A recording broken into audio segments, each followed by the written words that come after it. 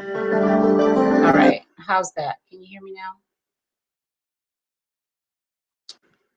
I gotta be sure I set this mic correctly when I come on. Can you hear me, 2020 Rise Above?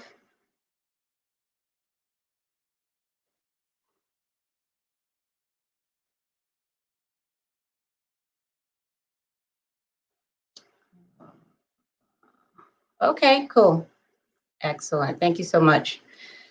So what I was saying was I'm going to share with you all, because I was talking about the other night about how I did all this research about individuals who had, created things and all that. So I want to show you that list tonight. But I want to do that because I just got an amazing opportunity to be a virtual CISO, and I was just telling somebody the other day, because he was asking me eventually, what do you want to do? And I was like, I think I want to be a CISO, because that's a cybersecurity information system officer. That's what it stands for. Yeah. So I'm really excited about that. But I'm doing a whole bunch of other things too, like on my own. Okay. And there's some amazing things coming down the road. Now, the reason why I say get rid of the idea of a dream job, what I'm saying there is the word to give attention to there is job. Okay. Because if you haven't noticed, the internet and the stuff that we work with all the time, like the part of our jobs, okay, that is really changing the whole landscape of work. Okay. So the thing that I tell folks on my Patreon, right, is let's stop looking for a job and let's start creating content, all right, so that individuals are looking for us. Now, that doesn't mean you won't get a job. That's not what I'm saying. Okay, what I'm saying is the goal is no longer a job. The goal is content creation, and that doesn't mean necessarily having a YouTube channel. Okay, it just means creating something, and you can do it. You absolutely, there is enough room, okay, for whatever it is you have on your mind to make, whether it's in cybersecurity or not, okay? The idea is to create content that people need and want, okay? There's a whole bunch of things we can talk about, but there's essentially just two things, okay, that people are trying to do, that we are trying to do. Two things, okay? We are either trying to move away from pain, okay, or move toward pleasure. That's what we're trying to do. Everything we do, the stuff we purchase, the things we look at, the people we talk to, the dreams we have, all of that is doing one of two things: moving us away from pain or moving us closer to pleasure. Okay, for the most part. Now, there's a whole bunch of stuff in between that. Hey, Professor Black Ops, how you doing? But essentially, that's what it is, okay? And the content you create, whatever it is, it doesn't, whatever you do, okay? Ask yourself, is it doing that? Is it helping to move people away from pain and or move them closer to pleasure? Now, for different people, that'll be different things, okay? Different people have different pain thresholds and, and all that stuff, okay? But that's the essential question. Whatever it is. I mean, that's what I ask myself with the things that I do. And sometimes, they might need to get a little bit closer to pain. All right. and maybe, that's what you're doing, right? But if that is the case, then at least in their mind, it's for something beneficial. Okay. So let me show you this. Okay, now this stuff, when I did this research, it was like, hey, Keep It Techie, thanks so much for that stream you just did, and I love how you lingered. I like how you you didn't just say what you wanted to say and get off of there. Yeah. Professor Black Ops, I'm gonna need you to do that, okay? Because I love your videos, I love them, but can you linger? Can you linger with us for like 5 or 10 minutes? Okay. because we like to hear you. Okay, we love to hear you. We love your perspective and all that. So we're gonna need you to linger, Professor Black Ops. Okay. All right. So let me show y'all this this list of people. Now I told you it took me like 2 months to do this stuff because I got in my fifis. Okay, I got all the way in my fifis, all the way in my feelings. When I looked at you in and out. When I looked at this this diagram that this guy had about the most influential people in the last 100 years when it came to HR and learning and development, which is, you know, what I was doing when I first started doing this research. And I was like, you know, I'm not Boo Boo the Fool. Okay, that is not who I am. Okay, I did not just fall off a ton of truck. Okay, this is not true. Okay, from the list that he showed, I mean, the lack of melanin was ridiculous, and the lack of women. All right, I'm like, okay, so let's fix this, Cheryl. You got to fix this, okay? And I did. So let me show you what I researched.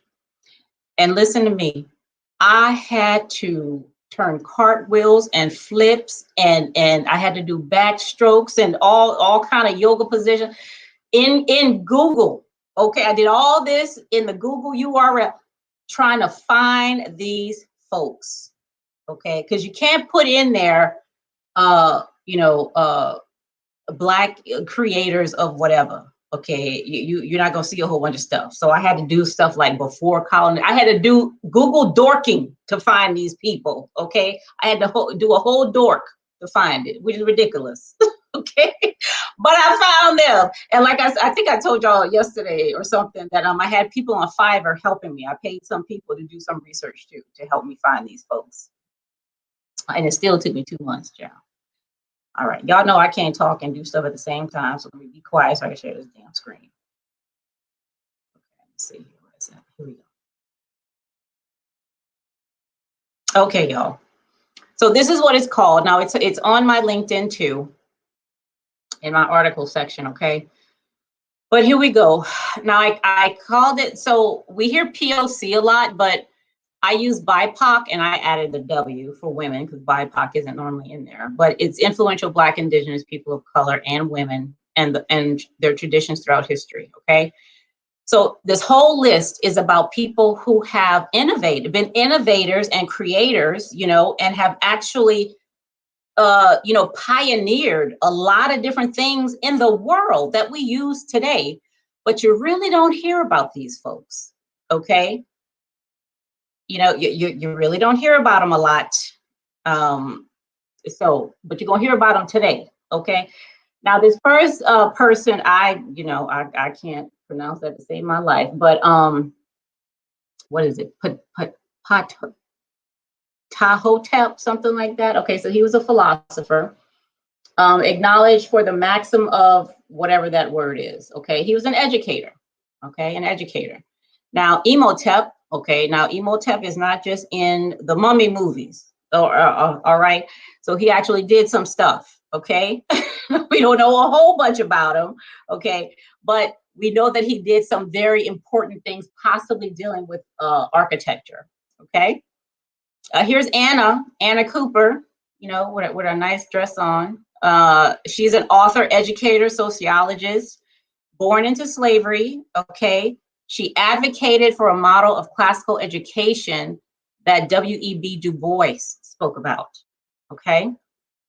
Significant contributions to social science fields and sociology, okay? Now, when I found France, I was like, you gotta be kidding me. He did all this, a psychiatrist, political philosopher, very influential in critical theory and Marxism. And he was a humanist, okay, very much concerned about colonization, you know, and the effect that was having on folks. And he found the field of institutional psychotherapy. Can you believe that? Found the field of that. I've never heard of this man, never, you know, before I did this research. Now I may have heard of Mr. Maltzby, Dr. Maltzby, because he looked really familiar. But Rational behavior theory is something that he founded. He founded this kind of method, okay, for behavioral self-management. He did a lot of work in cognitive behavioral psychotherapy, emotional self-help. So, and I looked into a lot of these things. Like after I found these folks, I really looked into more about what they did, and absolutely fascinating, brilliant minds. Alvin Ailey, you all may know him. He was a dancer, choreographer, an amazing dancer. Ailey's choreographic masterpiece, Revelations, is recognized as one of the most popular and most performed ballets in the world. Okay. All right. Now, all these people are content creators. You hear what I'm saying? That's exactly what they are. Dr. Linda James Myers, okay? She did some wonderful things. She created the oneness model of human functioning. Y'all have to look up this model. It is absolutely amazing. So she used, of course, our wisdom from Africa and married that with Eastern philosophies. Okay, this handsome gentleman right here. Okay, he did a lot with computing. So what does it say here? In 1989, emulating the bee's honeycomb construction, he used 65,000 processors to invent the world's fastest computer, which performs computations at 3.1 billion calculations per second. And is used in forecasting the weather. Okay. Born in Nigeria, 1954. Again, never heard of him until I did this research on my own. Okay. Ubuntu. Here you go, keep it techie. All right. It's a term that means humanity. Okay, often translated as I am because we are, our humanity towards others. And I cannot pronounce the rest of that stuff right there. But it's a belief in the bond and the sharing, all that stuff that connects all of us together. Okay, and there's no, now let me tell you what I noticed. When I did this research, a lot of things you could not point to one person and say they did this, okay? Which as I began reading and going through it made a lot of sense, because it was all about community. People did things together. It was not as egocentric as we tend to be, nowadays, especially here in the West. It wasn't all about me. So for those kinds of things, I just had to put a picture because there was no one person that I could, that could be identified as having done something. It was done, with collective intelligence. All right. Which is how Linux, came to be, right? The collective intelligence of a lot of folks, and it's still, being created like that, which I think is awesome. Oh my God, Christopher Emdin, this man. Okay, he created something called reality pedagogy, and I actually use this when I create courses. Okay, he uses the tenets of hip hop to create course curricula for his students. All right, now he has his own web page and all that. He has an amazing. Listen to his TED Talk. That's what you can do. Look up Christopher Emdin's TED Talk. Okay, and you will be amazed at what this man is talking about, and he's so passionate about it.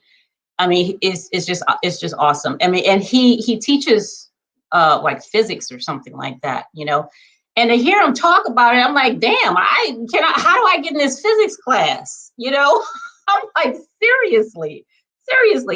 So one of the things that I proposed for Cyber's future was that the boys create a rap, about what they're learning in the class, because in order to rap about anything, you really got to know that thing. You know what I'm saying? Like you have to know what that is, to really create a coherent rap about it. So I thought that would be like a really good way, like a project at the end of the course for them to do. But everybody wasn't as enthusiastic as I was about it. But I'm gonna get my cybersecurity rap somewhere, okay? In one of these courses I'm doing.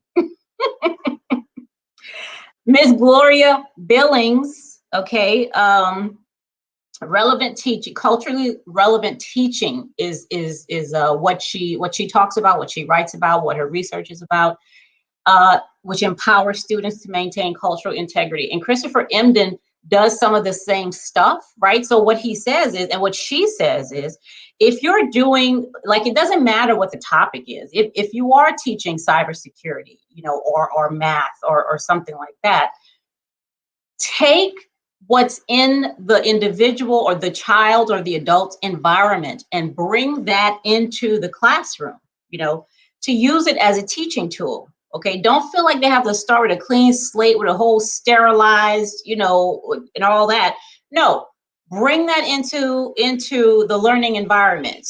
Okay, so one thing that Christopher did, you know, using some of this was in his classroom, he had the names of the streets in, you know, in different sections in the classroom, so the kids were familiar with their neighborhood, you know. So he took some of the street names and said, okay, you're on you know, Baltimore Avenue. Okay, you're over here in this group on whatever, you know what I mean? So it both adds familiarity, you know, to the environment, plus it helps the learner feel like you really care, you know, about them and about their learning. You know, you want them to feel comfortable. You know, you want them to come in there ready and wanting to learn. You know, and it's easier if they're in a familiar environment. You know, and it shows that you respect, you know, who they are and where they live, no matter what that is. Okay, if it's the worst neighborhood ever, whatever, or you know, you're in,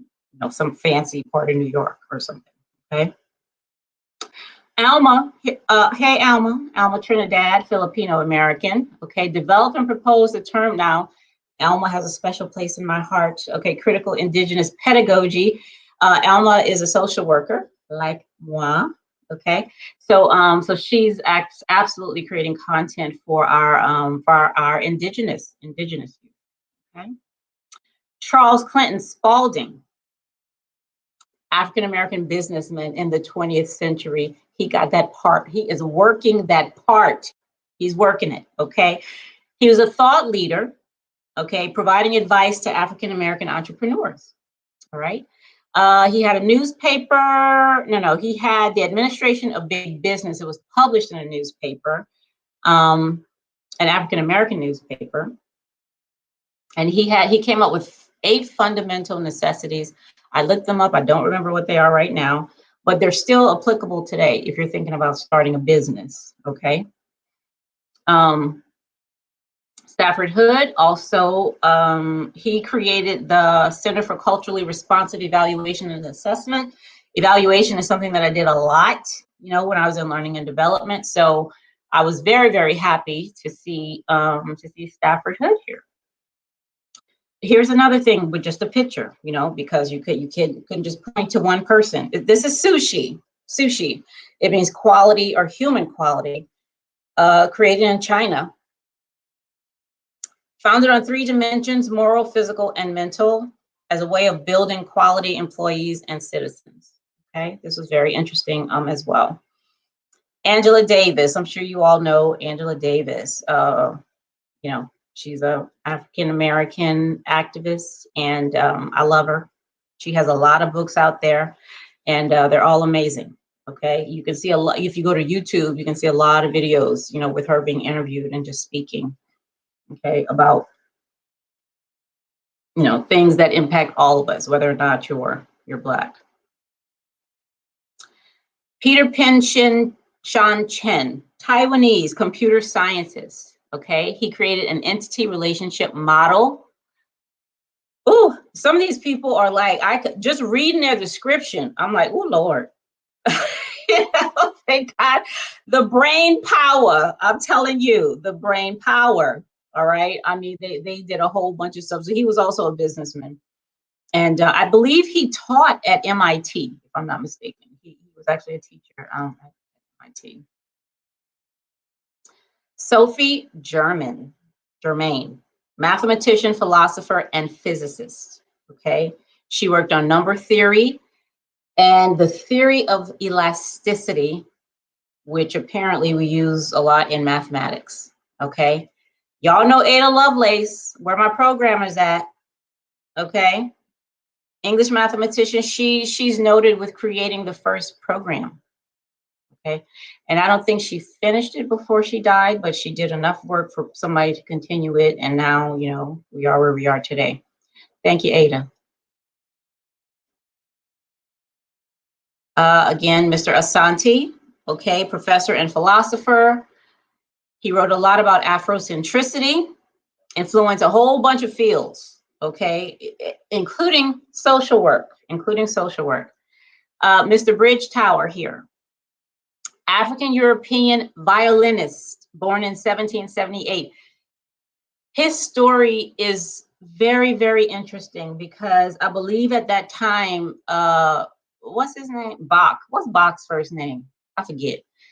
But something was going on with him. I think it was Bach or you know, one of the other ones that was alive around that time. But he, like, just read about it. It's just really interesting. Okay, and the suggestion from what I read is that he did not get as far as he should have because he was better than other people, but he didn't get as far as he should have because of his Afro-European descent, you know, which I was not surprised to hear, you know, at all. Mr. Lee Yuk Wing, electrical engineering at Massachusetts Institute of Technology, adapting and popularizing the work of Weiner in statistical communication theory. Okay. Samira Musa, first female Egyptian nuclear scientist. Isn't she cute? She's real cute. She got beautiful teeth. She had a doctorate in atomic radiation. Oh my God. Can you imagine those tests in atomic radiation? And she did all this because she was very altruistic, you know, very, very much concerned about other people, because she wanted to, you know, help them. And she did this through the medical profession. Okay. Edward said he published Orientalism, okay, his best known work, influential scholar, and he was a great pianist. His story is very, very interesting too. He's a Palestinian American. His story is very interesting, y'all. Like, really, it really is. We have here now, oh my God, I'm sorry, I cannot pronounce that, but India's first woman photojournalist. She actually did not use her name when she was taking these pictures because she felt like if they know I'm a woman, they're not gonna use my pictures, you know. And but eventually, you know, she was able to take credit, you know, as under her own name for what she did. Again, something I cannot pronounce, but an Indian philosopher, lived in India. Indian intellectual women. Okay, she had a whole school named after her. Okay. Again, I love it though. I love that I cannot pronounce these names. You know, I love it. Everybody got to be Peter, Paul, John, and, you know, Daniel. You know what I'm saying? It just makes sense, right? So she is a lawyer and a disability rights activist, you know, and there's another lady on this list too who's with disability rights, and she has a quote that I absolutely love. But my sister right here, she does a lot of work about inclusion, okay, of people with disabilities. And when you see the quote from the other lady that we're going to come to, you'll see like they're doing a lot of the same things, but just in different ways. Now, here she is. Mary Astor, not Mary, the one beneath her. A proto-feminist writer, philosopher, and rhetorician. What is that, rhetoric? Okay. So she was all about equal opportunities, educational opportunities for women. All right, here we go. Georgina Mumba, a disability inclusion advocate in Zambia. Okay. Now she says, how does it go? She says something about how it's not the disabled person that has the disability, right? It's the people in their environment. You know, they're the ones who are disabled to the point where they cannot see the value of the person in front of them. I just thought that was amazing. You know, and you know, like, who said that you're disabled? And that's just because of the way that we define able-bodied people. You know what I'm saying? So I mean, her everything she does, I think, is absolutely amazing. And the idea that when we include, you know, when no, I'm not gonna say include, 'cause I hate that word.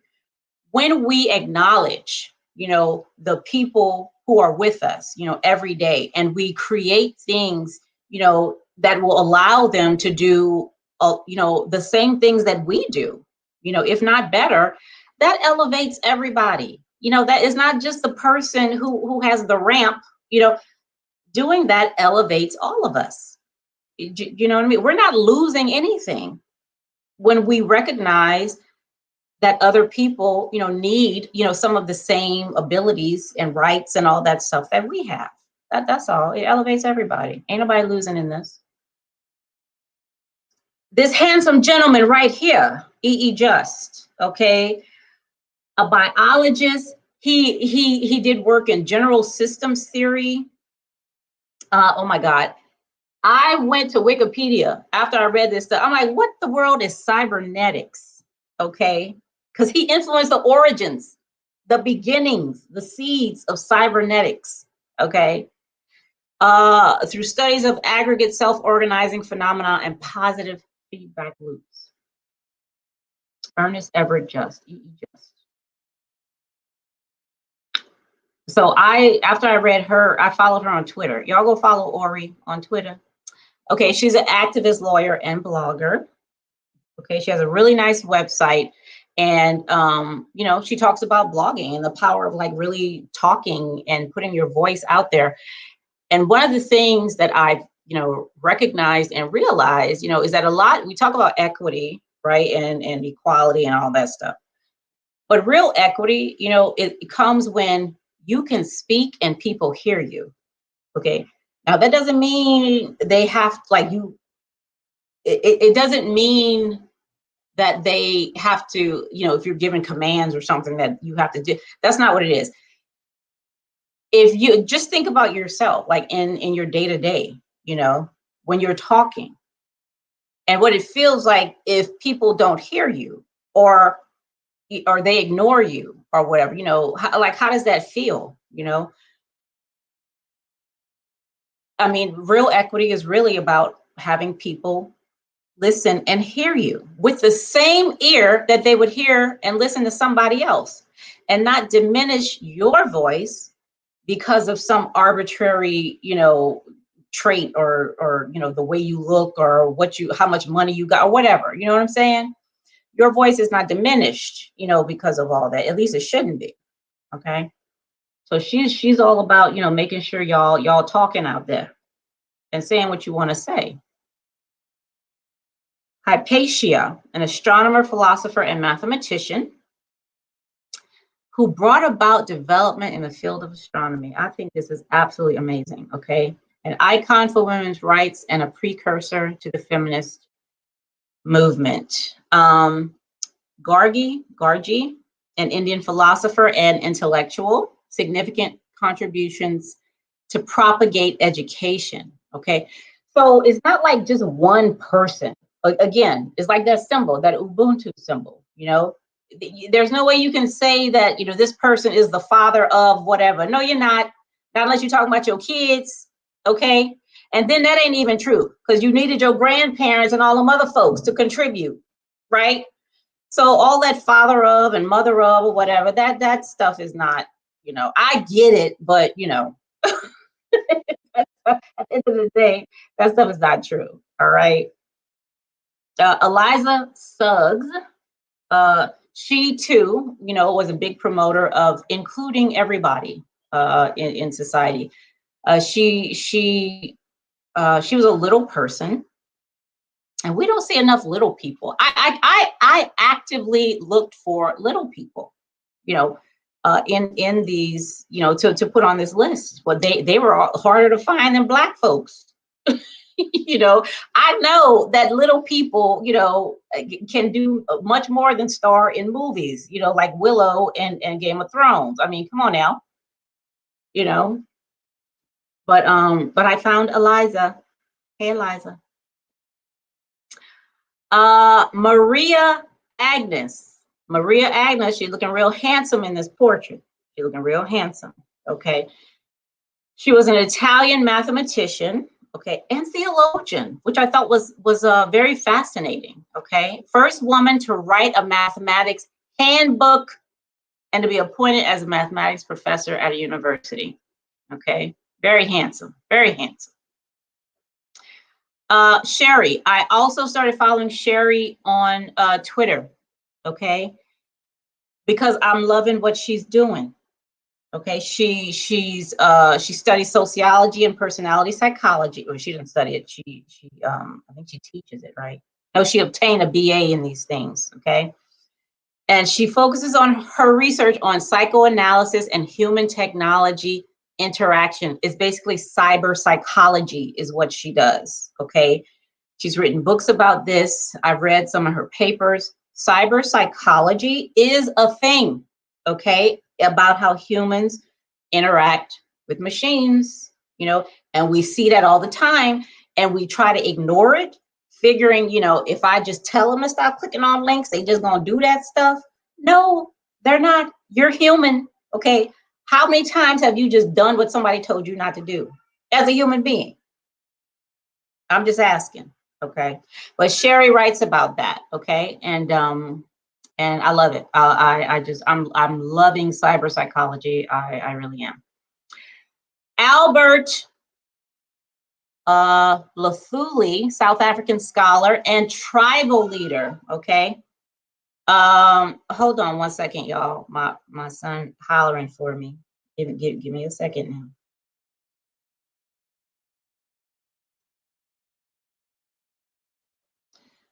Paul, good night.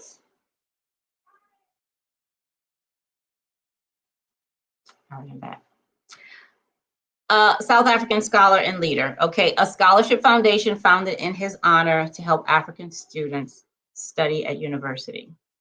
Now their universities are like they have a different setup than we do, and it's really interesting. It's actually very interesting when you look at it. Okay.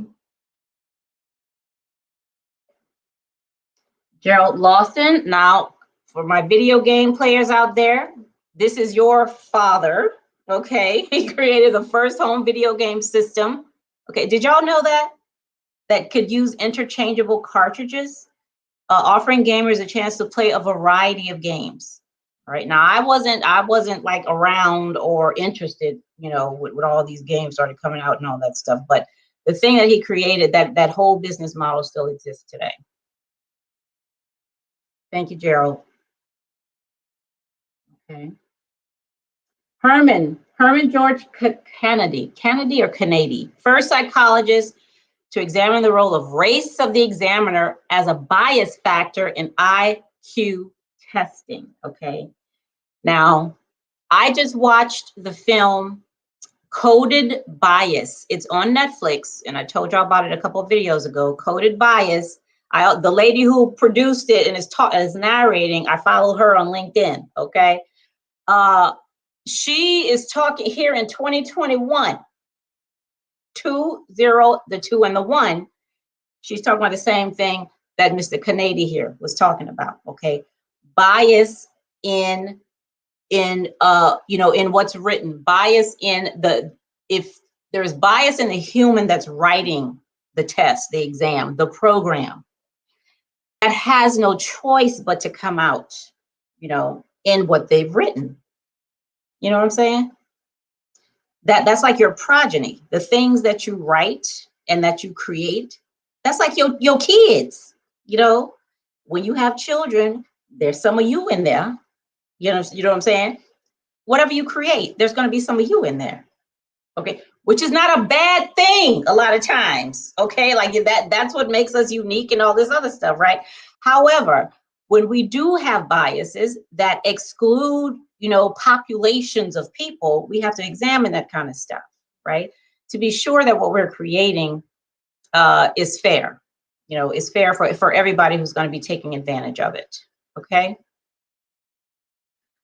Instrumental in founding the West Virginia Psychological Association and the State Board of Psychological Examiners and the Charleston Guidance Clinic. Now, this gentleman right here, Pedagogy of the Oppressed, this book is absolutely phenomenal. I know several people who've used it in their dissertations, okay? His insistence on situating educational activity in the lived experience of participants has opened up a series of possibilities for the way informal educators can approach practice. So now my other channel is called Epiphany, my Epiphany channel. Everyone deserves an epiphany, right? And that's my learning and development channel, okay? And what I say in there is about, okay, learning happens naturally. Okay, you ain't got to do nothing to learn. You have to do nothing. You just got to be here to learn. Okay. Babies who learn how to walk, that's learning. Children who learn how to talk, that's learning. You learn how to, how to eat. You learn how to swallow. You learn all that stuff. Learning just happens. You don't need a teacher for learning. Okay. There are no teachers for learning. Now, for education and training, you're going to need somebody, because you have to learning has to be interrupted in order for teaching and education to happen. Listen, I'm not going to go all the way into it, okay, because that's not this channel. However, okay, Mr. Freire, talks about keeping as much as possible the integrity of learning, okay? Because nobody has to teach you that. Nobody has to teach you how to learn. However, we do have to remember, because we forget, because we think it's the same thing as education and training, and it's not. All right. Eric J. Huffman, he too has an amazing TED Talk. Go ahead, write his name down while I got it on the screen, okay? Go to this man's TED Talk. I follow him on LinkedIn too. Go ahead and connect with him on LinkedIn. He's an award-winning cyber professional, educator, and entrepreneur. Okay, his research has been presented, and he does cyber psychology too. Okay, his TED Talk, like I told you, is amazing. It's called Human Hacking: The Psychology Behind Cybersecurity. His business is called Handshake Leadership, and he talks about purpose over profit. This is another TED Talk that you cannot go another 24 hours without listening to, okay? If you can't do it right now, do it in the morning when you're brushing your teeth and washing your face after you wake up, all right? You got to listen to it. It's absolutely amazing, absolutely amazing. Bell Hooks, Miss Bell Hooks, okay? Gloria Jean Watkins, author, professor, and feminist, all right? She talks about her, what did she say? Her writing, she's written a lot of books too. Intersectionality is a term that she coined, okay? Intersectionality. And that's about how everything that you are intersects. Now, if you think about all the labels you have, I promise, you're not just a man, a son, a dad, and a husband. You have about 30 roles that you play every day. 30, average 30. Okay, I'm telling you, I've done it. Okay, I've done this with different people. 30 different roles. Okay, and they all intersect. You know what I'm saying? It's very fascinating stuff now. I'm telling you, it's very fascinating stuff. And here we go. Julius Nyerere, I think that's how you do that. But he's the prime minister, or was the first prime minister of this place right here that starts with a T. And they became the first president of Tanzania. So my two youngest boys, Their father is from Tanzania, and I visited Tanzania like, I don't know, what was it? Ooh, it was a while ago, like 6 or 7 years ago. My first time in Africa. I didn't want to go. I did not want to go, but I'm like, Cheryl, girl, can you be a good wife and just take your behind over there to Africa? Oh, child. I was like, okay. Because I had to force myself, probably I'm not married today. Okay, but that's another story. So I went with my son, the one who was just hollering for me, just to tell him good night. So we went over there. He was only 3 at the time, 3 to 4 at the time. I had a 14-hour layover. You hear me? At Heathrow, 14 hours. I was going to get a yotel. Okay, because I'm like, oh, a yotel, 14 hours. That, we could sleep, shoot. But I had to leave the airport to get to the hotel and go through customs and all that stuff. I'm like, I ain't doing all that. Why you ain't tell me this before? So we roaming around the airport for 14 hours like ghosts. I mean, I'm just tired, so I already didn't want to go. Now I got this long layover at Heathrow Airport. All right. Now I'm getting on this plane. Now we got on a plane, okay, and then we had to get off that plane and on another plane that was like 6 times smaller. I'm like, where are we going in this thing? Okay, so that was to actually get to Dar es Salaam, okay, which is the capital of Tanzania. Listen, by the time I felt like I had been on a plane or traveling for a damn week. All right, so I'm not happy. My kid, he's 3 years old. Like he was okay. He was okay. It wasn't that bad, but I was just irritated. All right, y'all, let me tell you this. I got off that plane.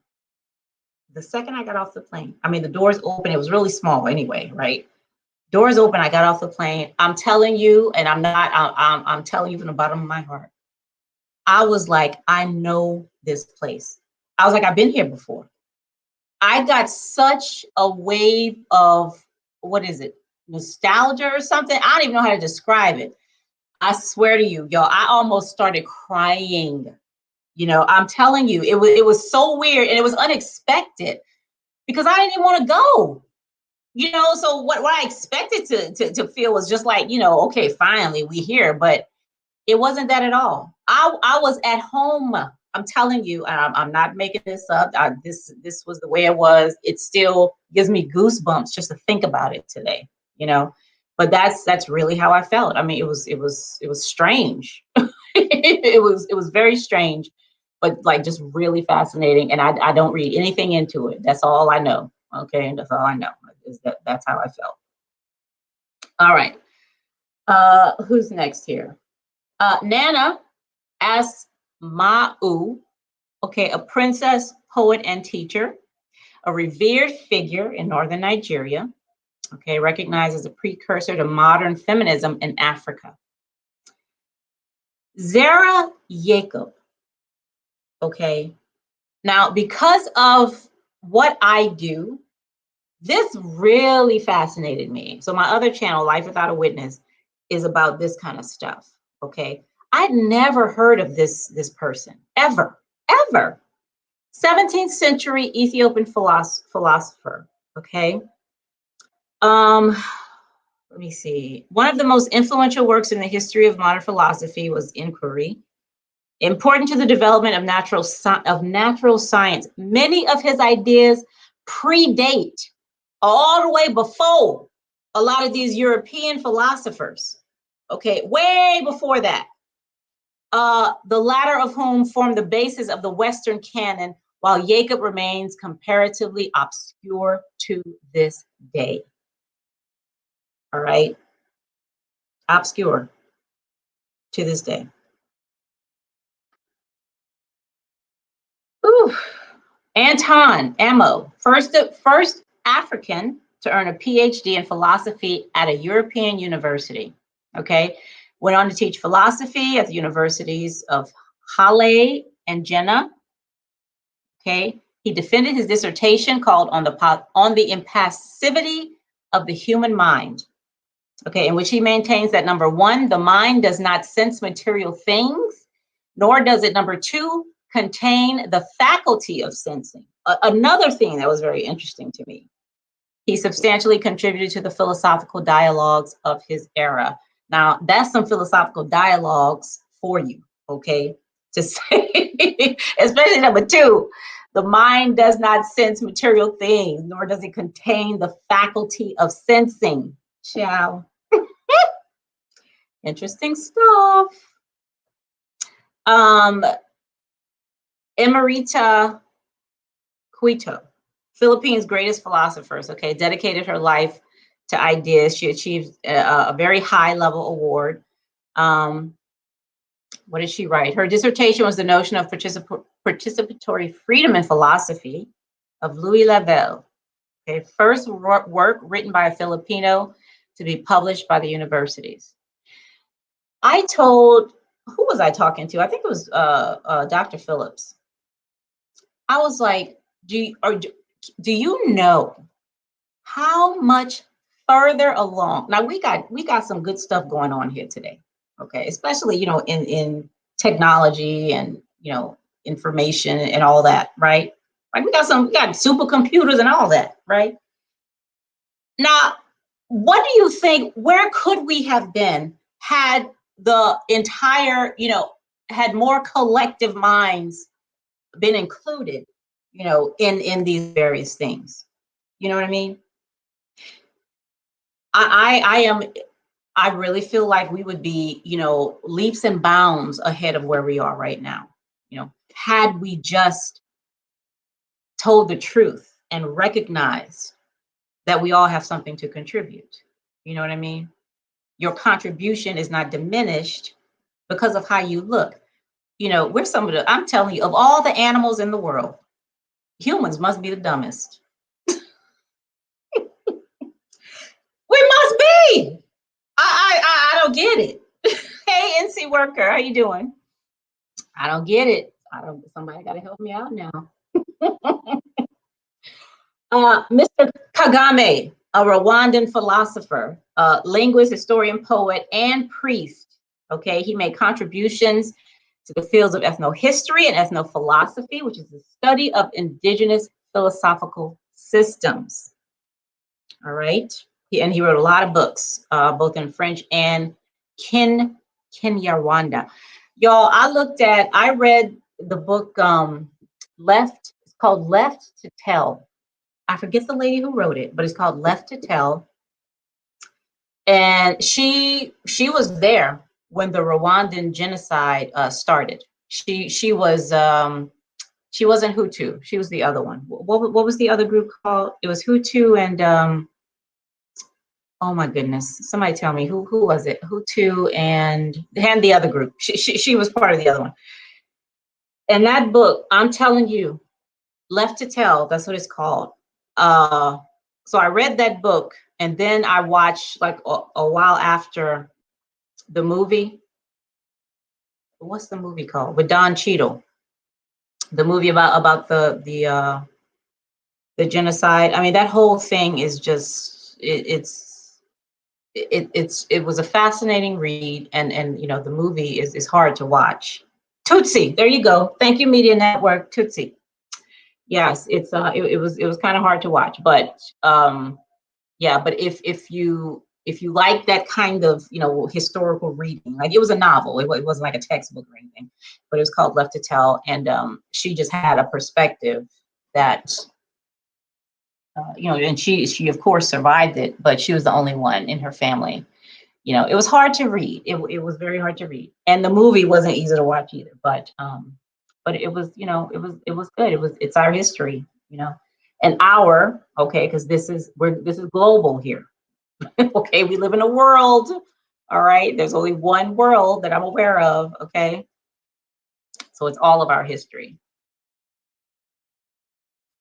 And another one I'm happy, you know, I can't pronounce, but this gentleman is a Kenyan writer and academic.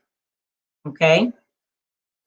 Frequently regarded as a likely candidate for the Nobel Prize in Literature. And since I did this last year, I don't know how they give out those Nobel Prizes. I'll have to look. I don't know if they give them out every year or whatever. I'm not sure. But I'll have to see. See where he is right now. Joe Louis Clark, come on. Do we know him? What was that movie that he was in? That they made a whole movie about him, right? He's a former principal of Eastside High School in Paterson, New Jersey. Okay. Public attention in the 80s for his unconventional and controversial disciplinary measures as the principal of Eastside High. What was the movie called that was made for Mr. Joe Louis Clark? Do y'all know? You win a prize if you could tell me what it was. No, you're not. Let me stop lying. I don't get no prize. But tell me who it was, though. Do y'all know? Y'all know the name of the movie? All right, let me stop sharing so I can back on screen. Here I am. All right, so y'all, that was like 2 months, like 60 days of research and hours and going through stuff and, you know, trying to pick and choose and find who I was going to put in here. I was going to do 100 people, okay? That was like, how many was that? Like 50. I got halfway because it's going to take me another 2 months to do the other 50, okay? But I still have the information, so I'll eventually, you know, put the other 50 together so y'all can see it. But what I wanted to show there, right, was one thing that I know, and I'm going to use myself as an example, okay? It took a while for me to figure out that I actually had something to say, okay?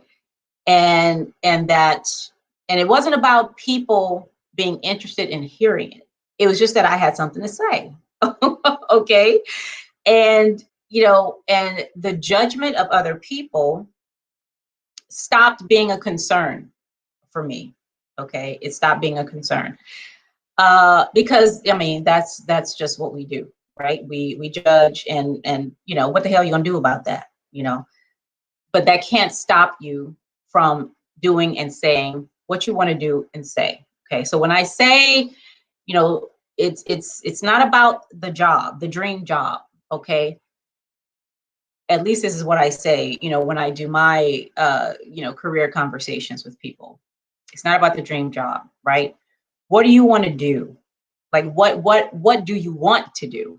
Okay, what would you know, what are you doing now that has you feel like, you know, you go to sleep well at night, like you're fulfilled and you're happy doing it, you know, and all this. And I know that people talk about that a lot, you know, but our concern here a lot of times is about the day to day. You know, it's like, oh, all that talk about do what you love and all that, that's fine and dandy, but when the mortgage comes, you know, the bank ain't trying to hear about, are you doing what you love? All they want to know is, can you make that payment? Oh, okay. That's what they want to know. That's what they want to know.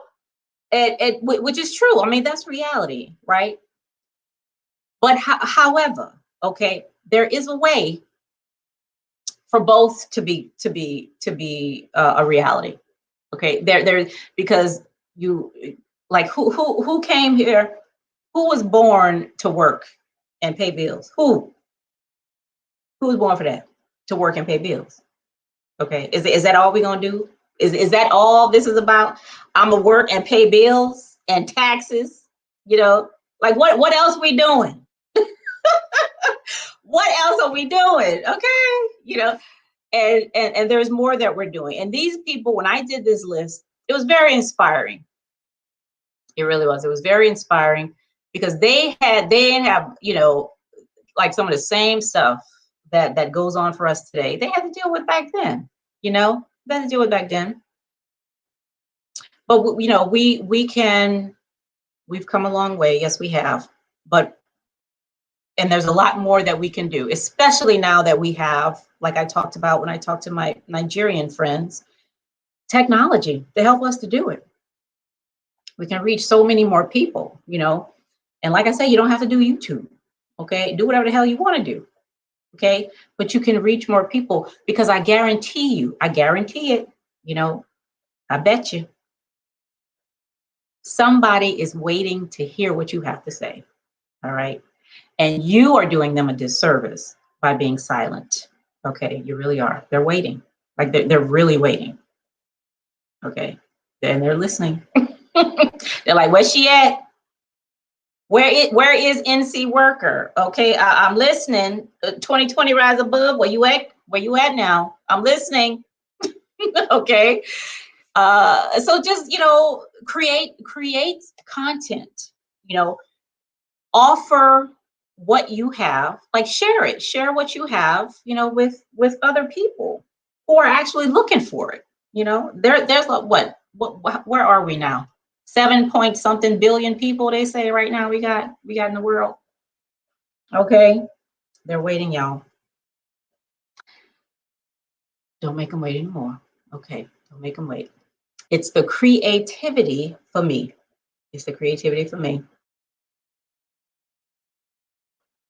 All right. It's 12:18 and I've shown y'all my list. So I'm going to be back because we have to talk about what is a vulnerability. Okay. You're going to be shocked. I'm telling you. Some of y'all going to roll your eyes. You're going to click off. You're going to say, who the hell Cheryl thinks she is? But we're going to talk about what a vulnerability actually is. Okay. And how, if we look at it from that perspective, what's a different way that we can approach it? Okay. All right, y'all. Thank y'all so much for being here.